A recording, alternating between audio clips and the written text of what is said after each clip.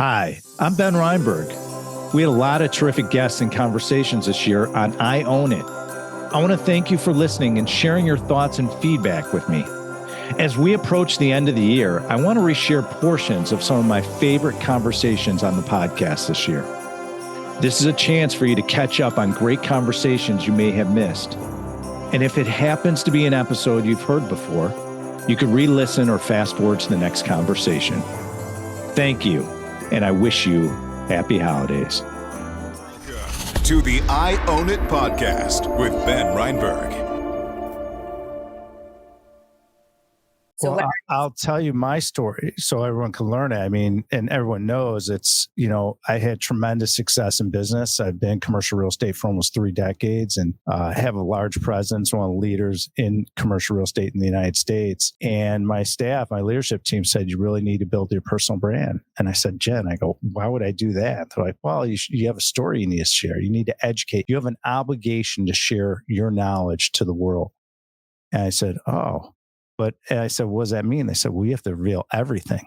And I said, everything? They said, everything. You got to tell everything about you. And I said, well, I'm an introvert. And they're like, no, that's not how it works. You got to express yourself. And long story short, here we are today. But I think it's so important. So keep going, and let's keep going with the personal branding. And you mentioned something that's so important in business, whether you're building a personal brand in business for everyone out there, is consistency, reliability, showing up every day. And that's really the key to success, because you're going to have ups and downs, and technology is moving quickly, and different concepts, whether you're building your personal brand or a business, you have to show up every day. You have to bring it every day. And people ask me all the time, Jen, what is the key to success? And it's just being resilient and consistent and showing up every day. So oftentimes writing a book on a topic helps crystallize your thoughts, and it helps you see it in a new light, Jen. So how has writing Be Seen influenced your own approach to personal branding in any way? What's really cool about this question is that I'm literally reading my own book right now as I market Be Seen, because I wrote the book on being seen and being like there, even though it's scary, and overcoming imposter syndrome and perfectionism and analysis paralysis and comparison and all of those things.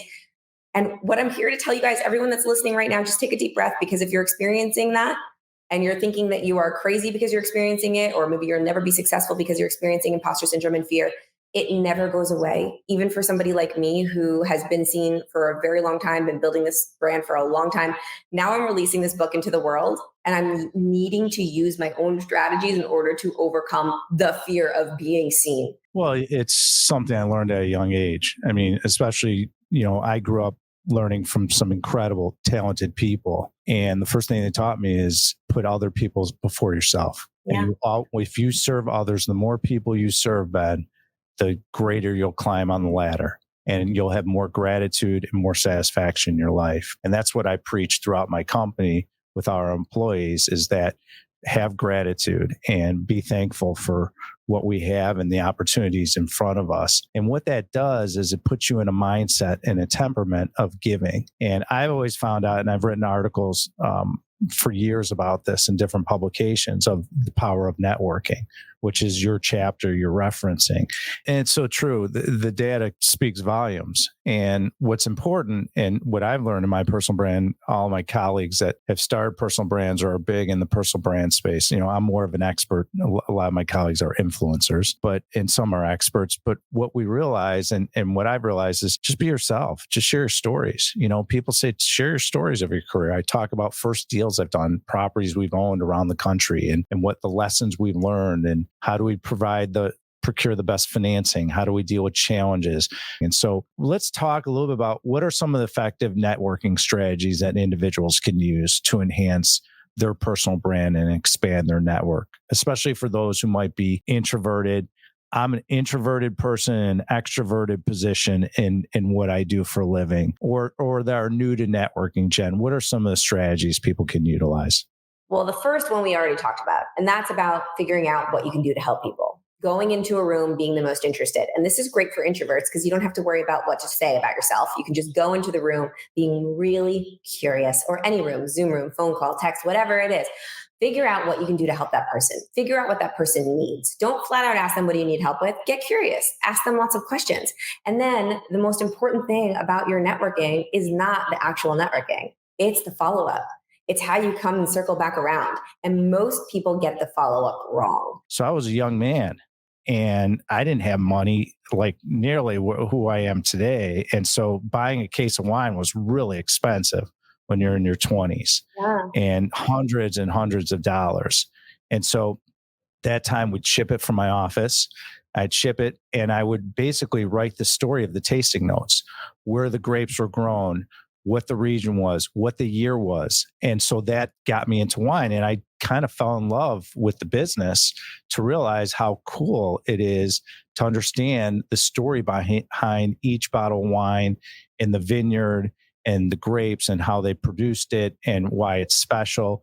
And so when you can tell the story, and so what ends up happening is when you give a bottle of wine as like a networking gift, like we give with our investors or all the resources around the country we do business with, there's something about a bottle of wine that has this intimacy, this closeness, this sensitivity, this emotion that it portrays when you give someone a bottle of wine. It has this magnetism, this energy that portrays it. And so we found that giving wine is one of the best gifts you can in networking, which really connects people. And so for me, I was privileged. I got invited to this group because it allowed me to meet people, build resources, and become the person I am today. And I'm very grateful for that person that invited me in that group because it changed my life.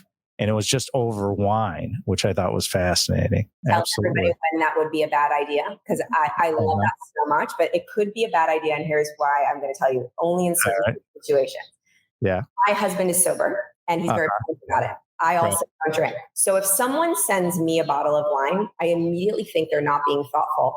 And it's a thoughtful gift. So make sure you do your research. If someone is definitely someone that drinks and they love, that's a fabulous gift, right? Telling the story about the wine, it's perfect. It's amazing. What a great gift. Like what you just said, it creates connection. You send the story. It's very expensive. It's luxe. It's beautiful. But if someone is not a drinker and someone in their family is sober, definitely don't send them wine. One thing that irritates me is I have celiac and I'm gluten-free, Jen.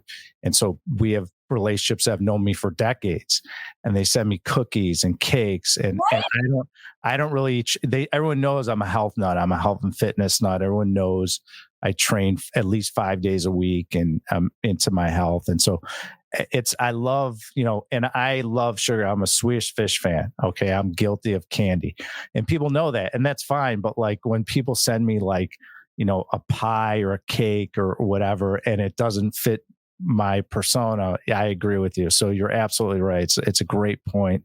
And we do the same thing in my office. One thing we do is with our employees, we find out, so we do a life book on everyone, Jen, and we find out personally what they love and who they are, what they want in their career and their future. And the key to all this is listening, is being present and seeking the truth in what other people are saying. So if I'm sitting with Jen and we're having coffee, or I'm a tea drinker, I don't drink coffee, but we're having tea together, and I'm hearing her challenges and listening to her, I can then respond to see how can I help her. And that's really listening is so important in life. And a lot of people, especially younger generation, they're looking for themselves of how can I benefit myself, instead of understanding if I listen to this person and understand how to help them, my whole world can open up with opportunities. And how the universe works, there's always positive and negatives that balance each other out. If you're going to be successful, and I can tell you from personal experiences, the more successful you are, you're going to have the haters and this negativity, and it will balance out. And so as you get older, you're thin, your skin gets thicker, and you just have to realize that, you're not going to please everyone. And so whatever you post or whatever's out there or stories or reels are not going to be perfect. You just got to pull the trigger and move forward and have confidence and not worry about failure. It's so well said, because years ago I got involved in personal development, and I learned a long time ago, if I always come from a place of love, and there's byproducts of what that means, instead of fear, I'll always win. I never have success, for everyone out there, when you come from fear.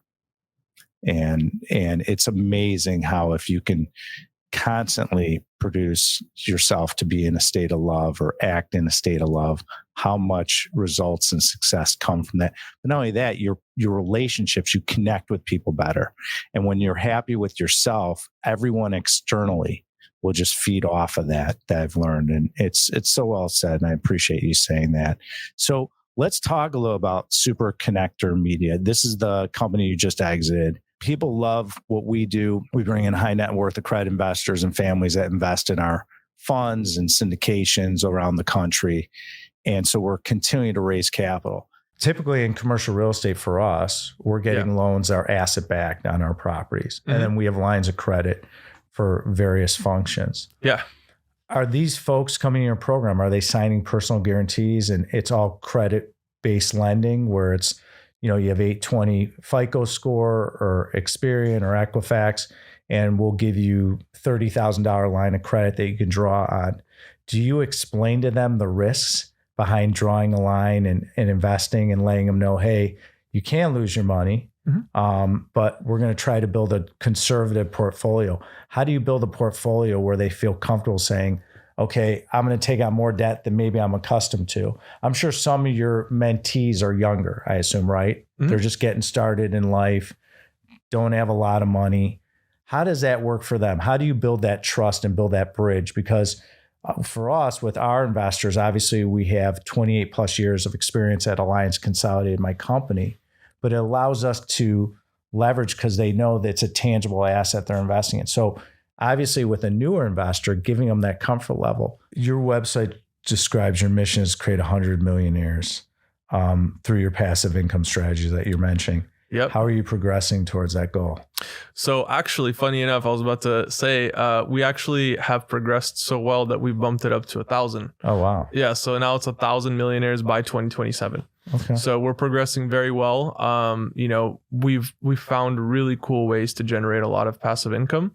And so getting to that point, I mean, you really just have to make about $83,000 a month, and you're doing $1 million a year. Right. So whether it takes you a year or 2 years, like people are really progressing a lot on this program. And there are people that are making 6 figures a month. So it's fantastic. So your Westgate fund has beaten the market for the last several years. Okay. Yep. What kind of assets do you invest in? Is there like a core set that you start with someone and then you expand into higher risk? What's the starting point you see when you start one of your mentees in your program? So whatever they decide on, really, they kind of pick their starting point. But what I've found is a lot of people really love my Forex trading software. Okay. So one of my first investments as an investor was a Forex trading software. And I started, I started trading, and then I created a software that trades automatically for people. And so it was trading my account automatically and generating maybe 5 to 10% a month. And I'm like, okay, I could really scale this. So I started using credit. I started using debt, and I started scaling that as fast as I possibly could. And then I realized, wow, this is sustainable. This is something that I could really build wealth with. And so I find that a lot of people in my program also feel the same way. And I'd say the majority of them do tend to use that software as well. So instead of enterprise, it's more direct client relationships. Yeah. Okay. Exactly. So it's similar to like our funds where we go directly to a credit investor. You're going directly to a client, and they could work with one of these larger corporations that have capital. Is it more for them that they're just relying on you and you're investing the capital for them? Or are they picking and choosing? Are they saying, here's $1 million, go invest it for me, and you're producing the results? How does that work? No, I'm not a money manager. Okay. So I don't have access to the capital. I don't control the capital at all. It's purely educational. Okay. I teach them exactly the steps that I take. I let them see my portfolio. Like right now, hey, I'm basically investing instead of here. I'm moving my investments into this. Hey, for crypto, I'm kind of holding off on a little bit. I want to see what's going to happen with crypto. I don't want to make any major decisions. Cool. In real estate, this is what I'm doing. In exotic cars, this is what I'm doing. So every sector kind of ebbs and flows in its own way. Okay. And so me providing that education often gives them the confidence, like, hey, Austin is doing this. Maybe I should look at this, or maybe this is like in confluence with my own analysis. So being commercial real estate, I saw your LinkedIn profile. You moonlight as a real estate agent. What type of properties are you focusing on? Because at my company, we're office, industrial, and retail experts. We have a new fund we just launched, which is investing in medical property. It's one of our funds. And what do you invest in? What do you like? And tell me about how real estate has, really enhanced your portfolio. And is there a strategy to buy more, invest in different types? What is your thoughts on commercial real estate or even real estate in general? Yeah. So it's funny that you mentioned that. I think my real estate license is active. I don't really do too much real estate. I used to do real estate. So I did have my license and I remember renewing it at least once.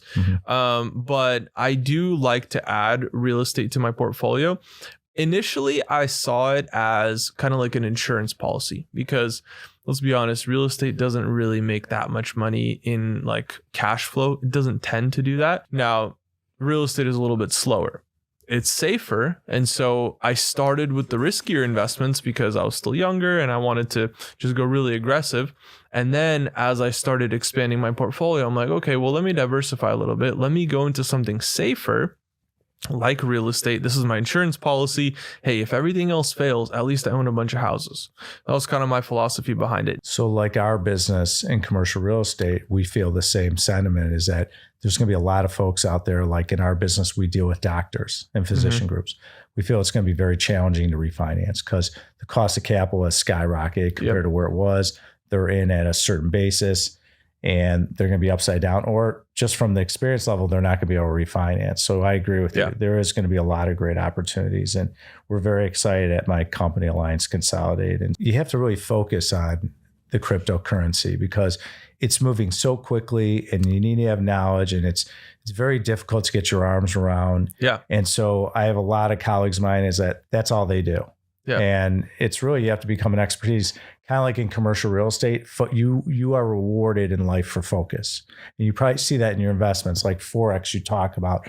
And in commercial real estate, we pick a certain niche of medical properties because that's one of our expertise, but that's our focus. And so I find in life, in whatever you do, having a focus and a specific investment is where you can really thrive, because then you become the expert like we are and like I am in commercial real estate. So it's a great point you bring up. When you serve people, good things happen. Revenue follows, opportunities follows.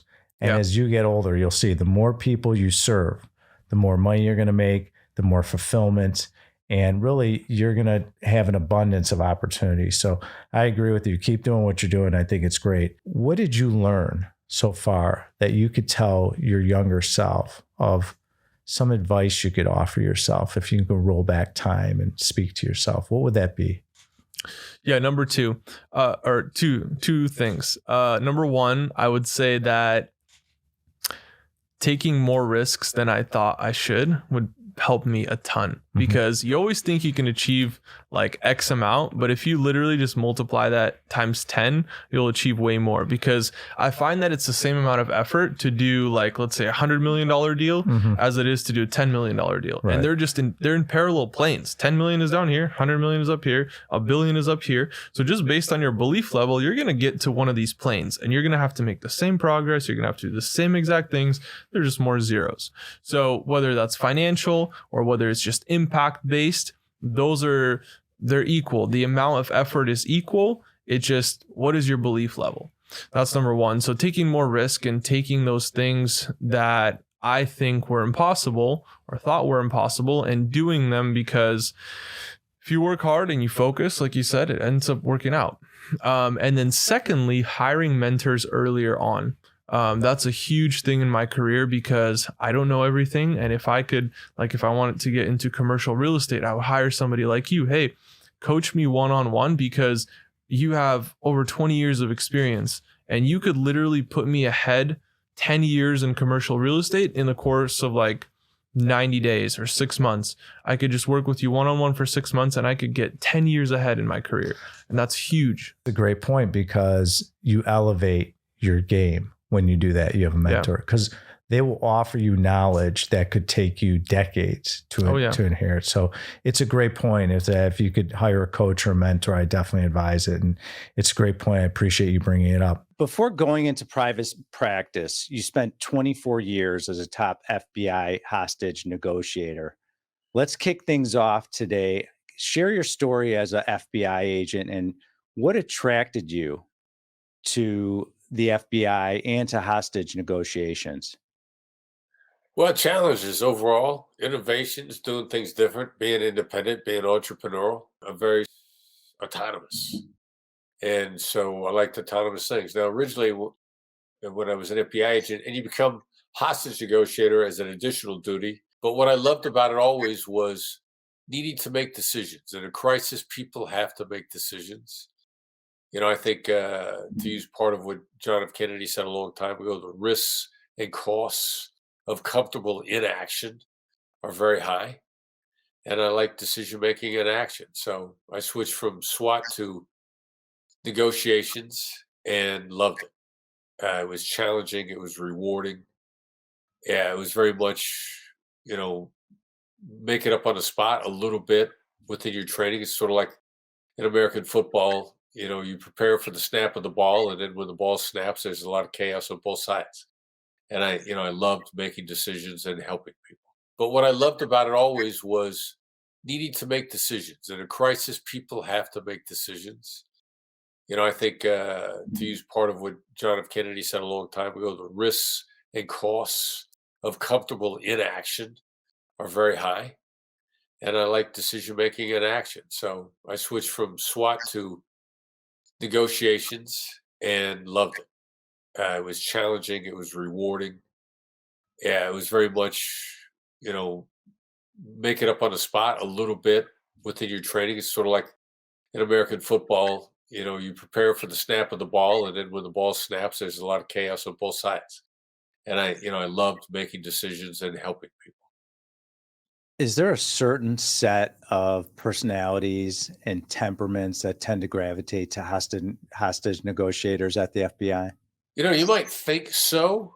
In point of fact, I think there are three basic types to approach conflict: fight, flight, make friends.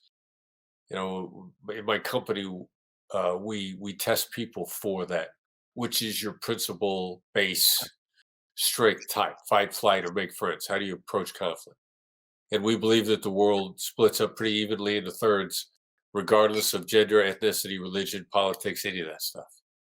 And all three types ended up getting attracted to hostage negotiations for different reasons. I'm a natural born fight, assertive type, assertive analyst accommodator, fight, flight, make friends.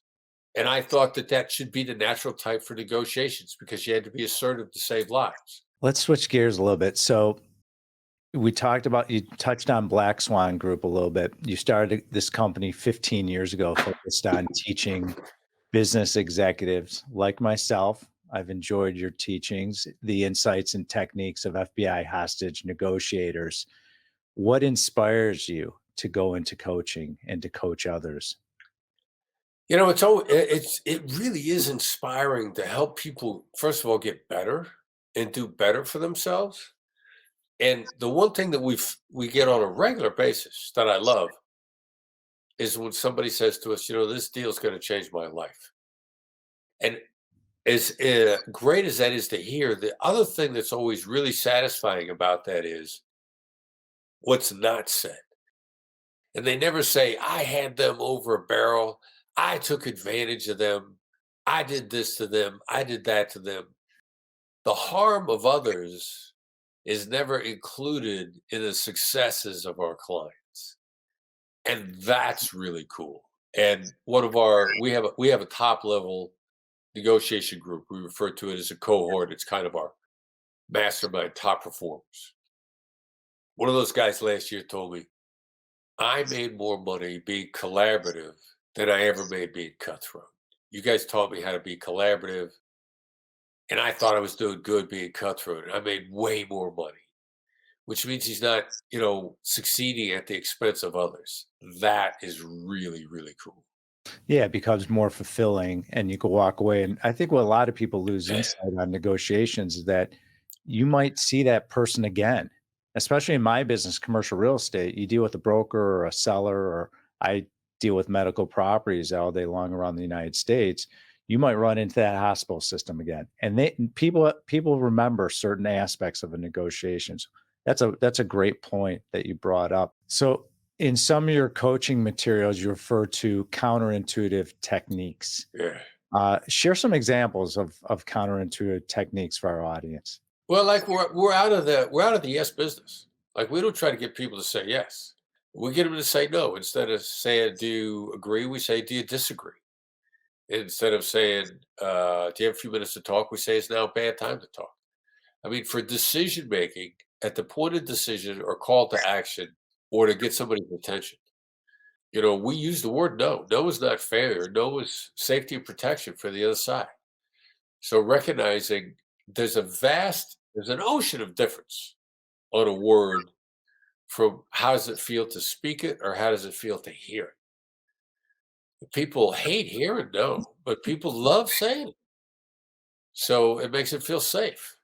So why not utilize that and encourage the other side to feel safe and protected by what you're trying to get them to say instead of making them feel trapped, tricked, flim-flammed, or bamboozled, which is what happens most of the time when you're trying to get somebody to say yes. Yeah, I've used that technique you taught, and it's done wonders for me in negotiations on purchase and sale agreements, leases. And so I love it. It's just it's a brilliant technique. And I've seen it firsthand, the success it creates. So when you work with executives, Chris, what are the areas of negotiation they tend to be the weakest at, and how do you help them improve? One of the biggest problems, people are not always listening to understand because they're afraid that understanding is agreement, and it is not. Like I can understand where you're coming from and disagree with it strongly, not even like it, but I can understand it. And a lot of people are poor at understanding, listening to understand. They're listening while they're thinking, they're listening to contradict, they're listening to argue, they're listening to get an aha, here's where you're wrong, listening to correct. Very few people really understand the power of influence that you gain in relationship building if somebody feels heard. Like most people say, well, what good is it going to do if I make them feel heard? Well, they're more likely to agree with you once they feel heard. And it's very counterintuitive for a lot of people. No, it's amazing, and I think all of us have benefited from your teachings and your writings, and Thank and you. I hope you keep doing it. I really do. I hope you keep focusing and keep pushing forward with your content and your knowledge, because it really adds a tremendous amount of value to everyone in business and in life, whether it's business negotiations, personal negotiations, relationships. You can intertwine whatever is going on in life with all your teachings. And so I really appreciate, I know the folks out there that have enjoyed your content, appreciate you coming on and sharing your knowledge. We're all works in progress. And the name of a show behind us is called I Own It. It's owning every aspect of your life, all your behavior. That's why I wanted you on the show, because you own it, Chris. Can you share a recent example where you realized you had it wrong and you didn't own it fully? Wow. Well, I tend to hold myself accountable. If somebody makes me mad, I'll do a bad job in a negotiation. If I'm deceived, I don't like deception. And it was a while back, and I'm sure I've done this recently. But I was being deceived and I got angry, and it just doesn't help to get angry, even if you're being deceived. And I got angry, and I got a little more direct and pointed than was in any way, shape, or form helpful. And I will do that occasionally, and I know I shouldn't. And occasionally, my anger gets the best of me, and it a friend of mine said a long time ago, it doesn't do you any good to tell somebody what you really think of them. And I know that in hindsight, he was talking about when you think negatively of them, it doesn't do you any good to tell them that you think negatively. And I've fallen victim to that a couple of times. That's exciting. So obviously you're very passionate about teaching, impacting others, and serving others, which is very admirable. What when you look at Chris Voss, what are your hobbies like? What do you enjoy doing besides the work? You've been doing your work for so long and impacting so many people. Give us a glimpse of, like, what do you do on a daily basis? Like, what are the hobbies and what are you passionate about or in love with behind the scenes that people don't get to see? Well, I take good care of myself just because it's good physical maintenance is good spiritual maintenance. I mean, you want to enjoy life. Steve Scholl and I were doing an interview the other day. And he was talking about happiness being a choice. And, I'm working on my daily happiness. I want to be happy on a regular basis. Then everything else kind of flows into place. Like if I get the chance, if I do any travel, I love spontaneous travel. The more spontaneous, the better. This is Ben Reinberg. I want to thank you again for listening to the I Own It podcast. Happy holidays and a healthy and profitable new year. Thank you for listening to the I Own It podcast with Ben Reinberg. To hear our past episodes and connect with Ben, visit benreinberg.com.